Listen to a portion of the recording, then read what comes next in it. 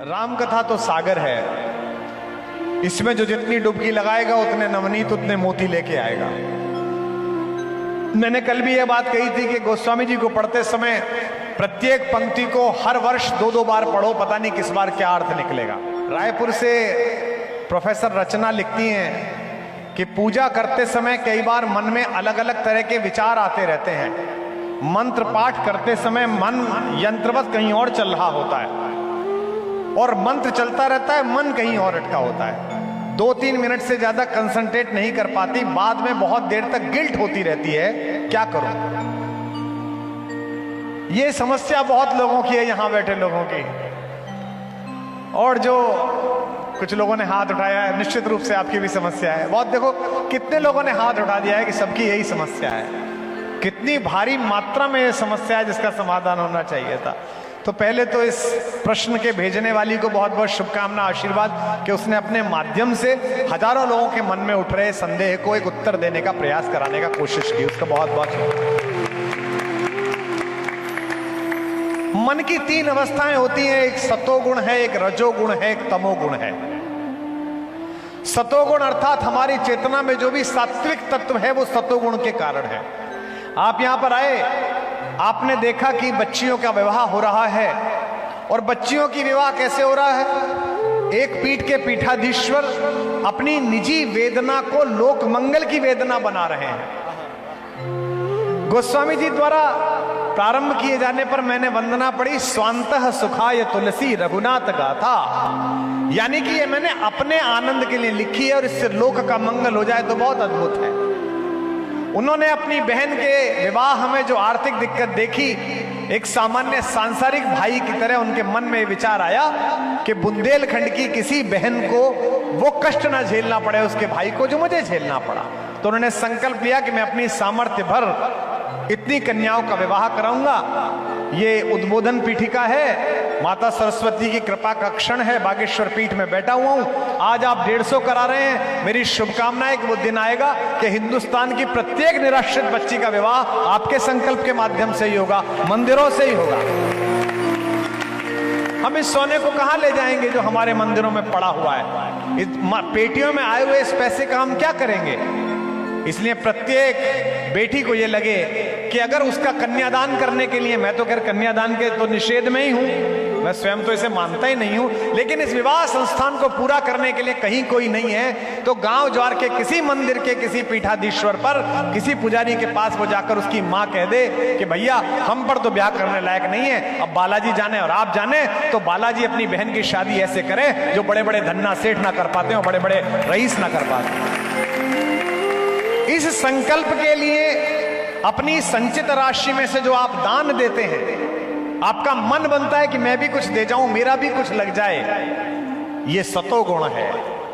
सड़क पर निराश्रित घूमते हुए एक पशु को कुछ बच्चे कुछ शैतान बच्चे मार रहे हैं, आप उन्हें डांटते हैं। उस निराश्रित गैया को, उस निराश्रित धर्म के प्रतीक बनकर युधिष्ठिर के साथ गए कुत्ते को, शीतला माता के समय पूछे जाने वाले गधे को जब आप बचाते हैं तो ये आपका सतोगुण है। जब आप सुबह सुबह स्नान करके नहा के धो के कपड़ा पहनते हैं कि ये वाली धोती साफ है, ये वाली शर्ट साफ है, मैं जरा बाल ठीक से बना लूं, तो ये रजोगुण है और ये कोई खराब बात नहीं है। महात्मा गांधी जी रविन्द्रनाथ टैगोर जी के पास रुके हुए थे। बाहर बहुत सारे शिष्यों की भीड़ थी जो टैगोर को देखना चाहते थे और गांधी जी से मिलना चाहते थे। जैसे हम और हमारे भैया भरतलाल बैठते हैं तो बाहर बहुत भीड़ इकट्ठी हो जाती है। इन्हें लोग मिलना चाहते हैं, देखना चाहते हैं। कुछ लोग मेरे आकर्षण में भी आ जाते हैं कि भैया आए, दर्शन कर लें, देख लें, फोटो खिंचा लें। तो टैगोर साहब बहुत देर तक बाल काटते रहे, दाढ़ी के बाल ठीक करे, अपने बाल ठीक करे, कपड़े ठीक करे। तो गांधी जी को शंका हुई।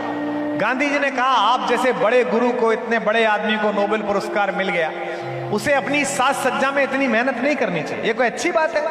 आप तो तपस्वी आदमी हो, कहां बाल वाल काट रहे? टैगोर ने जो बात कही उससे गांधी जी को भी दीक्षा मिली। गुरुदेव ने कहा कि आप तो अहिंसा के पुजारी हैं। हिंसा केवल मारने से नहीं होती, किसी के मन के भाव की हत्या भी हिंसा होती है। मेरे सारे शिष्य अपने गुरु को सुदर्शन देखना चाहते हैं, मैं उनके भाव की हत्या नहीं करना चाहता, इसलिए मैं ये तैयारियां कर रहा हूं। तो रजोगुणी होना कोई अपराध नहीं है। बड़ी कार खरीदना, बड़ा मकान बनाना, बड़ा धन कमाना, अच्छे से विवाह संस्कार बच्चों के करने, बड़ा सब कुछ बड़ा बड़ा करना, ये कोई अपराध नहीं है। बस एक अपराध है, अगर ये धन संग्रह परपीड़ा से किया हुआ है तो अपराध है। ये धन संग्रह पुरुषार्थ से किया हुआ है और इससे दूसरे की पीड़ा का निवारण हो तो ये रजोगुण भी सतोगुण में परिवर्तित हो जाता है। गमों की आंच पर आंसू उबाल कर देखो, बनेंगे रंग किसी पर तो डाल कर देखो, और तुम्हारे दिल की चुभन भी जरूर कम होगी, किसी के पांव से कांटा निकाल कर देखो। तो नियमित अभ्यास से आप तमोगुण से सतोगुण तक की यात्रा कर सकते हो। अंदर तमोगुण हो तो इस पे भी शर्माना मत, यह प्रकृति का सत्य है। सबके अंदर थोड़ा थोड़ा कलुष है। सोना भी 24 कैरेट जो होता है उसका गहना नहीं बनता, उसमें 1 कैरेट तांबा मिलाया जाता है तो उसमें गहना बनता है। मैं जो कहना चाह रहा हूं इसको आप तक पहुंचाने के लिए इस ध्वनि विस्तारक यंत्र का सहारा लेना पड़ता है। ये रजोगुण है, इसमें कार्बन इस्तेमाल हुआ है अंदर, वो तमोगुण है, और जो आपके अंदर तक राम उतर रहा है ये सतोगुण है। तीनों यात्राएं एक साथ हो रही हैं। तो रचना से यह कहना है कि गिल्ट की क्या आवश्यकता है। श्लोक ढंग से नहीं पढ़ा गया, इसमें गिल्ट किस बात की। श्लोक मन में चल रहा था और उस समय अपनी कोई और बात ध्यान आई तो इसमें गिल्ट के क्या बात है। अगर आप प्राप्त अवस्था में हो तो मन अजपा जाप में चलता रहता है अंदर अंदर।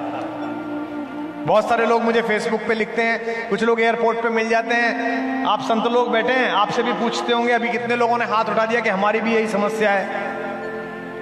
एक ऐसा ही मजदूर गड्ढा खोदने के बाद, सड़क बनाने के बाद, शाम के समय बहती हुई चंबल की धारा में नहा के एक पत्थर पर बैठकर गायत्री मंत्र का स्तमन करने लगा संध्या के लिए। उच्चारण में दोष था, ओम भूर्भुवः तत्सवितुर्वरेण्यं। सामने से एक पंडित जी गुजरे, एक विद्वान गुजरे, उन्होंने कहा बड़ा मूर्ख आदमी है तू, क्या कर रहा है? उन्होंने कहा साहब भगवान की पूजा कर रहा हूं, भगवान सविता के माध्यम से परम चेतना से संदेश पहुंचा। भगवान तक तेरी पूजा पहुंचेगी नहीं, चूंकि तू तो श्लोक ही गलत बोल रहा है। भगवान कैसे समझेगा कि तू क्या चाहता है? मजदूर ने कहा कि महाराज आप क्या करते हैं? बोले मैं कॉलेज में प्रोफेसर हूं। बोले आपका बच्चा कितना बड़ा है? बोले मेरा बच्चा 6 साल का है। अक्षर जोड़ने सीख गया? बोले हाँ सीख गया। बोले आपका बच्चा स्कूल से आपको एक चिट्ठी लिखे तो आप उसमें उसके भाव देखोगे कि स्पेलिंग मिस्टेक देखोगे? तो उन्होंने कहा मैं तो भाव देखूंगा। बोले जब आप बाप होकर भाव देख सकते हो तो मेरा बाप भी भाव देख रहा है।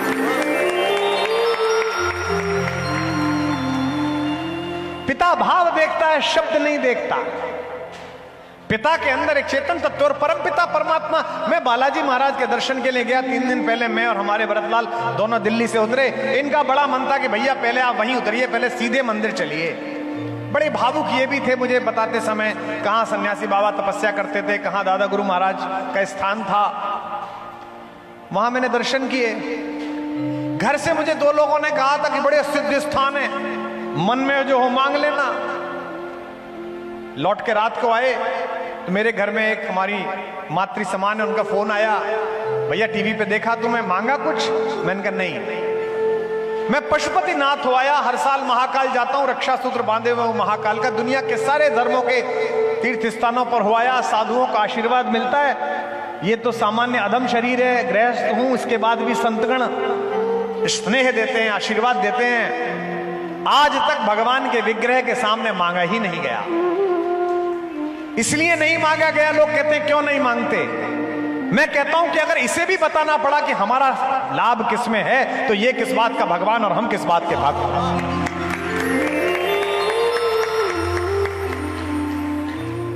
जब 22 तारीख को पहली बार शालिग्राम पर्वत से निकली हुई शिला में अरुण योगीराज के कौशल से सजी हुई भगवान की दिव्य प्रतिमा सामने आई, हम और शास्त्री जी वहां थे। भारत के 5000 नवनीत तत्व वहां इकट्ठे थे। मैं फिर दोहराता हूं, जब मुझे देखा तो मुझे रात को पत्रकारों ने पूछा कि आपको कैसा लगा। वहां से उतरते ही मैं घाट पर गया जहां मीडिया के कैमरे लगे हुए थे, बुला रखा था चैनल्स ने। कैसा लगा मैंने पहले दिन भी सुनाया, एक पंक्ति परिवर्तित करके सुना रहा हूं। जो रचना कह रही है कि मन में गिल्ट आती है, गिल्ट भी भगवान की पैदा की हुई है, गिल्ट का चक्र भी भगवान का, तो इससे क्या परेशान होना, सत असत सब उसी का है। थोड़ा और एकाग्र हो, थोड़ा और एकाग्रता में अंदर जाओ। एक समय ऐसा आएगा कि कुछ नहीं बचेगा। यहां प्रेम करने वाले युवक बैठे होंगे, मुझे अक्सर लिखते हैं चिट्ठी, भाई साहब मैंने प्रेम किया, मेरा प्रेम सफल नहीं हुआ। मैं कहता हूं ये वाक्य ही गलत है, मैं प्रेम का कवि हूं। 2 वाक्य खर्च करने की क्या जरूरत है, ये तो वाक्य की बर्बादी है। मैंने प्रेम किया, प्रेम सफल नहीं हुआ, ये मूर्खतापूर्ण वाक्य है। मैंने प्रेम किया, इतने में ही सफल हो गया कि आपने प्रेम किया। मैं भगवान के सामने बैठा और मैंने एक श्लोक पढ़ा, मुझे पता नहीं इसका अर्थ क्या है, मुझे नहीं पता कि ये क्या कहा जा रहा है।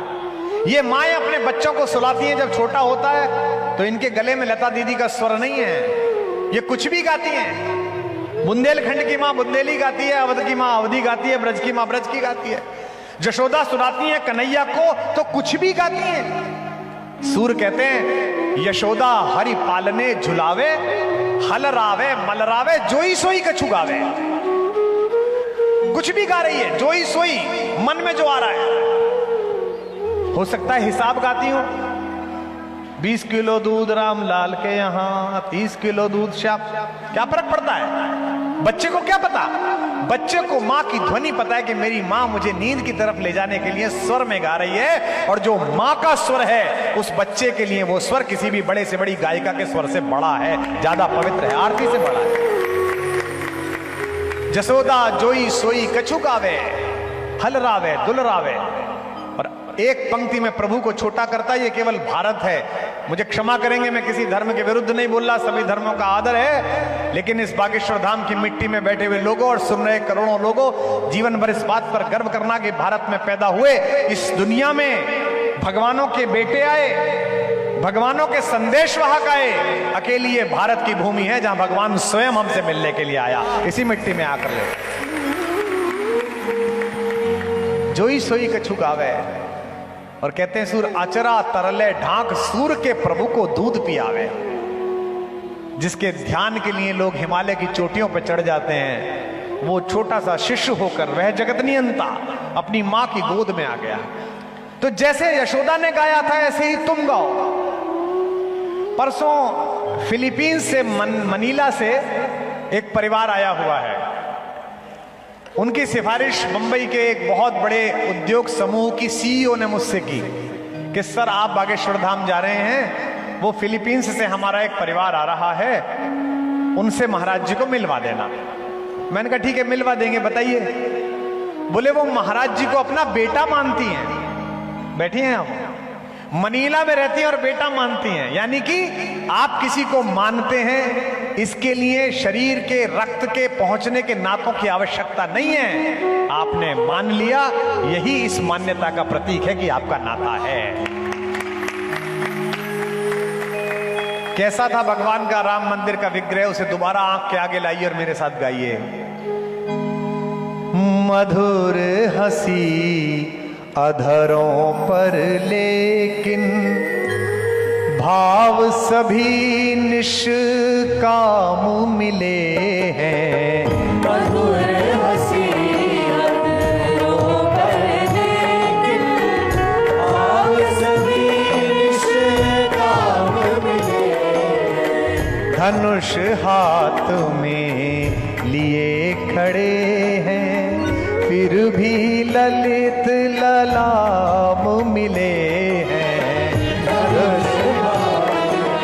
गाते रहिए। फिर भी ललित ललाम कांधे तक कुंतल आंखों में, निश्चय मन में मर्यादा है। कान्हे तक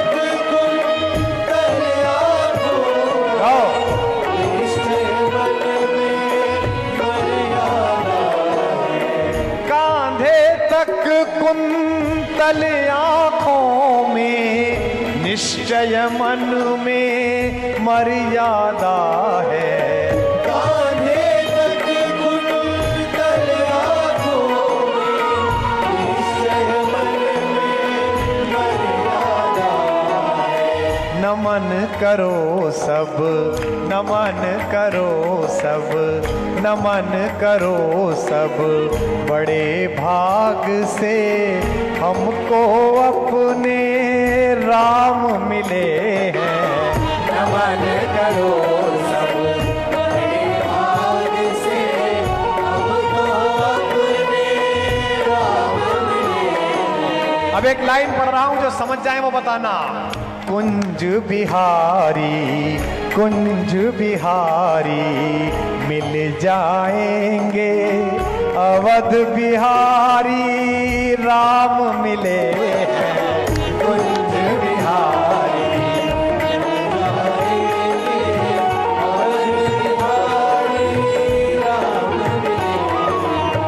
काशी में शिव मिल ही गए हैं, काशी में शिव मिल ही गए हैं। कुंज बिहारी राम मिलेंगे, काशी में शिव बिहारी राम अपने अपने राम मिले हैं, अपने अपने राम मिले हैं। गाइए।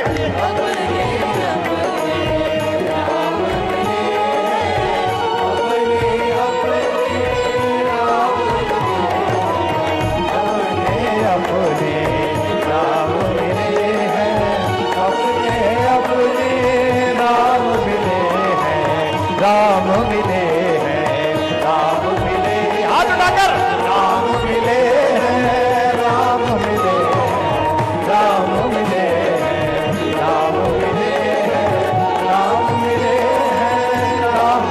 बोल सियावर रामचंद्र भगवान की।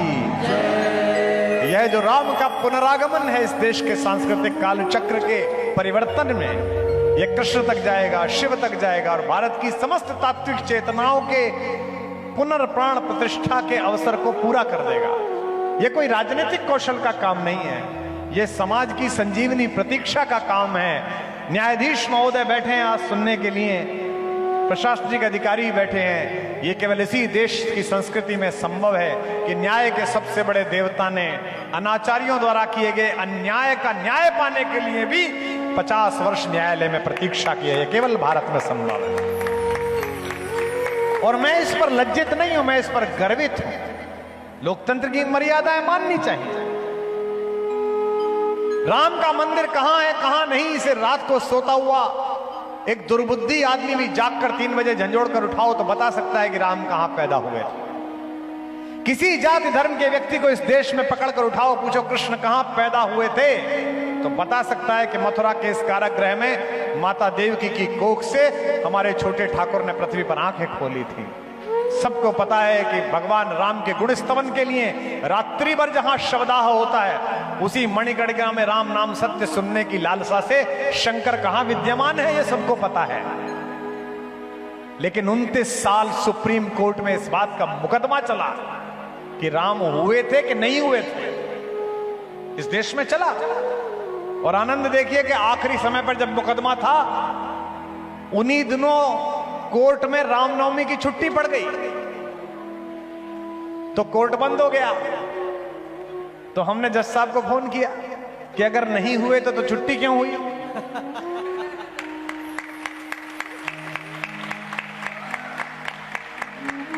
और छुट्टी कर रहे हो तो हुए ही होंगे, लेकिन लोगों ने कहा नहीं हुए, कोर्ट में मुकदमा चला। अंत में यहां बात पहुंची। तो इसलिए रचना से कहना है कि भगवान का पूजन करते समय, प्रार्थना करते समय मन में अगर कोई और काम की बात चल रही है, किसी और बात की बात चल रही है, तो वो भी कर ले। खेती करने वाला जो किसान है वो संध्या उपासना नहीं करता है, लेकिन वो प्रभु के पास है। संतगण बैठे हैं, मुझे क्षमा करेंगे, आप कर्मकांडी संतगण हैं, संध्या उपासना में रत हैं। कई बार मुझसे संध्या छूट जाती है। कई बार यात्रा में छूट जाती है। अमेरिका गए, 14 घंटे इधर से उधर, दिन गड्ढमड्ढ हो गया, पता नहीं चल रही दिन निकल रहा है कि रात हो रही है, नींद आ रही है, दिन में रात को सोना जगना हो रहा है, बड़ा गिल्ट रहती थी। एक दिन एक प्रसंग पड़ा, फिर आत्मा प्रसन्न हो गई। बनारस में हम जैसा कोई युवा उद्दंड पंडित था, उसे संतगण कहते थे, भाई तू पूजा पाठ करता नहीं है, दिन भर मणिकर्णिका पर और 80 घाट पे बैठ के तरमाल खाता है, जजमानों के दंड पेलता है, गाना गाता है, पूजा किया कर, साफ करूंगा। क्यों नहीं करता? महाराज सूतक चल रहा है, सूतक। सूतक समझते हो? घर में कोई मंगल हो जाए या अमंगल हो जाए, कुछ समय तक पूजा प्रार्थनाएं निषेधित होती हैं, उसे सूतक कहते हैं। महाराज सूतक चल रहा है। थोड़े दिन बाद महाराज फिर उधर से गुजरे, देखा फिर ऐसे ही दोपहर को सो रहा है 1 बजे तक। उठाया, अरे मूर्ख, पंडित है, संत है, पूजा पाठ क्यों नहीं करता है? महाराज सूतक चल रहा है, सूतक। 1-1.5 साल बीत गया, जो पूछे सूतक चल रहा है। एक दिन पंडितों ने पंचायत करके उसे बिठाया, बोले भाई तू बता, तेरे कौन मर रहा है, कौन पैदा हो रहा है तेरे? जब आओ तब सूतक, तू निकम्मा है, पूजा नहीं करना चाहता है। उस पंडित ने एक उत्तर दिया, उसने कहा, मृता मोहमयी माता जातस्य पुत्र ज्ञानोदय सूतकम वर्तते नित्यम कथम संध्योपासने। पंडित जी, रोज सुबह उठता हूं, मेरे मन में मोह रूपी माता मर जाती है और ज्ञान रूपी पुत्र पैदा हो जाता है, मेरे यहां रोज सूतक लगता है, बताओ मैं कहां से पूजा करूं, कहां से? इसलिए जिस सनातन संस्कृति में आप पैदा हुए हो, वहां अच्छी बात है कि आप निष्ठा पूर्वक पूजा पाठ करिए, क्रिया विधि से करिए, लेकिन अगर अपने कार्यों के कारण, अपने किसी अन्य दायित्व के कारण वो पूरा नहीं हो रहा है, तो उसके लिए चिंतित तो हो जाइए, पर उसके लिए गिल्ट से मत भरिए, ग्लानि से मत भरिए, क्योंकि ईश्वर अपने बच्चों को ग्लानि से भरा हुआ नहीं देख सकता।